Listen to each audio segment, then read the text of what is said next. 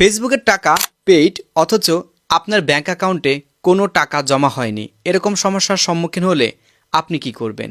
এর আগে বলে নিচ্ছি, এই ভিডিওটা আপনি আমার ফেসবুক পেজ থেকে দেখে থাকলে অবশ্যই পেজে একটা লাইক দিয়ে সাথে থাকবেন। আর ইউটিউব চ্যানেল থেকে ভিডিওটা দেখে থাকলে এক্ষুনি চ্যানেলটি সাবস্ক্রাইব করে রাখুন, পরবর্তীতে এই ধরনের ভিডিওগুলো সবার আগে পাওয়ার জন্য। শুরুতে আমি বলবো, পাশে স্ক্রিনশটটা একটু খেয়াল করেন।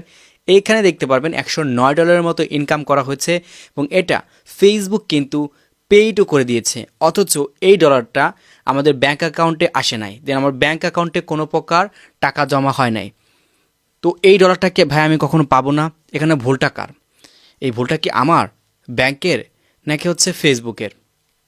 এখানে ছোট্ট একটা গল্প বলবো, গল্পের মাধ্যমে আপনি বুঝে যাবেন যে আসলে এখানে ভুলটা কার। তো প্রথমত হচ্ছে যে আপনি যে পেজটাতে কাজ করতেছেন, এই পেজে যখন আপনার সর্বনিম্ন $100 হতে হবে, তা না হলে কিন্তু আপনার ব্যাংক পেইডটা হবে না। ধরেন আপনার $100 বা 2, 4, $500 আপনার ইনকাম হলো, $100 প্লাস হলে তো ফেসবুক আপনাকে পেমেন্ট করবে, তাই না? এখন ধরেন আপনার $100 হয়ে গেছে, এই পেজের কথা বলতেছি, $109 হয়ে গেছে। দেখেন এখন ফেসবুক তো এটা পেইড করে দিয়েছে, কিন্তু ব্যাংকে টাকা আমার জমা হয় নাই। কেন জমা হয় নাই?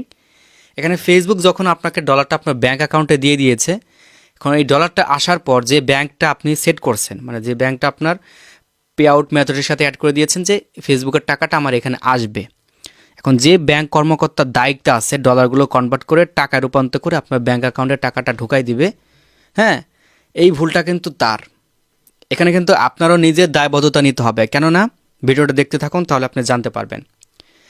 এই স্ক্রিনশটটি একটু খেয়াল করেন, এখানে দেখতে পারবেন পেমেন্ট মেথডের জায়গায় যে হোল্ডার নেম আছে, হোল্ডার নেমের জায়গায় ব্যাংক অ্যাকাউন্টের নাম্বারটা বসাই দিছে, ঠিক আছে?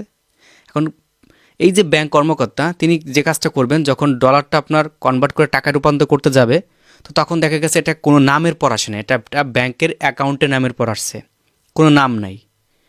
তো সেই ক্ষেত্রে সে যদি দয়া করে দেন ব্যাংক অ্যাকাউন্টে আসছে, তাহলে আমি এটাকে এক্সচেঞ্জ করে দিই, তো সেই ক্ষেত্রে হচ্ছে আপনার ডলারটা কনভার্ট করে টাকাটা আপনাকে দিয়ে দিবে। এভাবে হয়তো দেখা গেছে আপনাকে 2-3 বার দিবে, কিন্তু পরবর্তীতে এই যে ব্যাংক কর্মকর্তা, তার সাপোজ মনে করেন যদি তার ট্রান্সফার হয়ে যায় বা দায়িত্বে থাকে না, আজকে ধরেন একজন বসলো, আগামীকাল এরকম আসলো, তো এই বিষয়টা আপনার কি হচ্ছে, পরিবর্তন হচ্ছে না। এখন পরবর্তীতে এই টেবিলে যে থাকবে, যে দায়িত্বে থাকবে এটার, সে দেখলো যে আসলে আপনার নামের পর আসে না, আস্তে আস্তে কি ব্যাংকের উপর, তো তখন সে কী কাজ করবে, এই ডলারটা কিন্তু ফেসবুকে রিটার্ন করে দেয়। আর তখনই আপনার সমস্যা হয় এবং আপনি বলেন যে ভাই আমি 2 বার পেমেন্ট পাইছি, আমি 3 বার পেমেন্ট পাইছি, আমার আগে পরে সমস্যা হয় নাই, এখন কেন সমস্যা হলো? অবশ্যই আপনার ভুলের কারণে।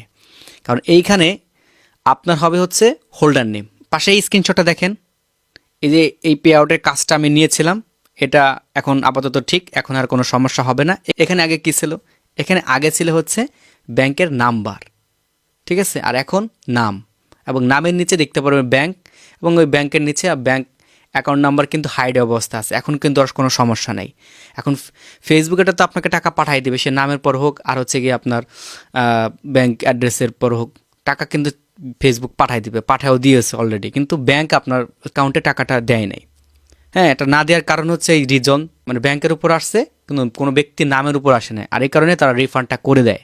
তো এরকম যদি কখনো সমস্যা হয়, আপনাকে ফার্স্ট অফ অল অবশ্যই আপনার পে আউট থেকে এটা পরিবর্তন করে নেবেন। কীভাবে পরিবর্তন করবেন এটাই দেখুন, এটাই পরিবর্তন করে দেখাচ্ছি।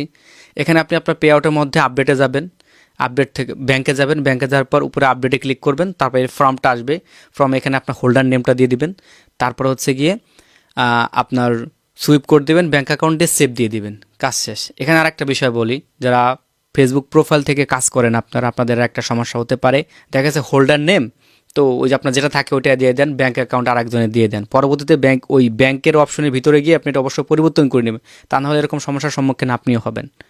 বলতে পারেন যে ভাই আমার একটা ফার্স্ট পেমেন্ট, প্রথম পেমেন্ট, অথচ পাচ্ছে না, কারণ ওই ব্যাংক অ্যাকাউন্টের দেখা গেছে আপনার আইডিতে যে নাম আছে ওই নামে আপনি ব্যাংক অ্যাকাউন্ট খোলেন নাই, আপনার মার নামে দিচ্ছেন, তখন কি হবে? তখন কিন্তু এই যারা দায়িত্বে আছে তারা তো খুঁটিনাটি বিষয়গুলো দেখবে যে আসলে ব্যাংকের নামের সাথে হোল্ডার নামের নাম মিলতেছে না, তখন হচ্ছে তারা আপনাকে পেমেন্টটা করবে না, আবার কেউ কী কাজ করে দেবে, রিফান্ড করে দেবে। যখন রিফান্ড করে দিবে ফেসবুকের কাছে চলে যাবে, ওইটা পুনরায় ফেসবুক আপনাকে দিবে, এখন অনেক সময় দেখা গেছে যে তারা ওইটাকে রিসিভ করে না, আর রিসিভ না করার কারণে তখন আপনার এক পে আউটও জমা হয় না, দেখায় পেইড দিয়ে দিয়েছে। তো এই জন্য ফেসবুকের সাপোর্ট থেকে আপনাকে তাদের কাছে ইমেল করতে হবে আপনার সকল ডকুমেন্ট দিয়ে। এবং এই যে দেখেন আমি এই পাশের এই ফটোটা দেখেন, এখানে সব ইনফরমেশন দেওয়া আছে, পিডিএফ ফাইলগুলো দেওয়া আছে। তো ফেসবুক যে আমাকে পেমেন্টটা করছে, সেই পেমেন্টের কিন্তু একটা মেটা ইনভয়েসের একটা কী থাকে, ডকুমেন্ট থাকে, স্টেটমেন্ট থাকে। সেই স্টেটমেন্টগুলো আবার দিয়ে ফেসবুকে পাঠিয়ে দিতে হয়। এই দেখতে পাচ্ছেন অলরেডি পাঠিয়ে দিছি। ইনশাল্লাহ এটা আগামী মাসে ঠিক হয়ে যাবে। এরকম বেশ কয়েকটা আমি কাজ করছি, আমার কাজের অভিজ্ঞতা থেকে কিন্তু আপনাদের আমি বলতেছি। তো তাহলে বুঝতে পারলেন আসলে ভুলটা কার। ভুলটা প্রথমত আপনার নিজের, কারণ ব্যাঙ্ক অ্যাকাউন্টটা সেট আপ তো আপনি করছেন, অন্য কেউ তার করে নাই। তো এই বিষয়টা আপনার দেখা উচিত যে আসলে হোল্ডার নেমটা সঠিকভাবে দেওয়া আছে কিনা। ব্যাঙ্ক অ্যাকাউন্ট যার নামে, ঠিক আছে, অবশ্যই তার হোল্ডার নেমটা দিয়ে দিবেন। যারা প্রোফাইলে কাজ করেন, আমি আবারও বলতেছি, আপনার প্রোফাইল অনুযায়ী হোল্ডার নেমটা দিয়ে দেন। যারা প্রোফাইলে কাজ করতেছেন তাদের আমি বলতেছি, আপনার আইডি অনুযায়ী হোল্ডার নেম কিন্তু সেট হয়ে যায়, কিন্তু ব্যাঙ্ক অ্যাকাউন্ট আপনি আপনার পিতামাতার নামে যদি দিয়ে থাকেন, তো সেক্ষেত্রে আপনি ওই সমস্যার সম্মুখীন হবেন। আপনি সেট আপ করার পর পরবর্তীতে আপনার পিতা হোক, মার নাম হোক, ঠিক আছে, বা যে কোনো নামে হোক, আপনার পরিচিত ফ্যামিলি মেম্বারদের মধ্যে একজনের ব্যাঙ্ক অ্যাকাউন্ট আপনি দিয়ে দিবেন হোল্ডার নেম সহ। সেক্ষেত্রে আপনার কোনো রকম সমস্যা হবে না। আর যাদের এরকম সমস্যা আছে এখনও, আপনি অবশ্যই আপনার ব্যাঙ্ক অ্যাকাউন্টটা পরিবর্তন করে নেবেন, অবশ্যই হোল্ডার নেম ছাড়া। যদি এইভাবে আপনার পেমেন্ট দু একবার আসেও, দেখা গেছে পরবর্তীতে আপনার পেমেন্টটা কিন্তু এভাবে হোল্ড হয়ে থাকতে পারে, বা এরকম বিপদের সমস্যার সম্মুখীন আপনি কিন্তু হতে পারেন। তো ভিডিওতে আমি ডিটেলস আপনাদের বলে দিলাম আসলে ভুলটা কোথায় ছিল বা কার ভুল।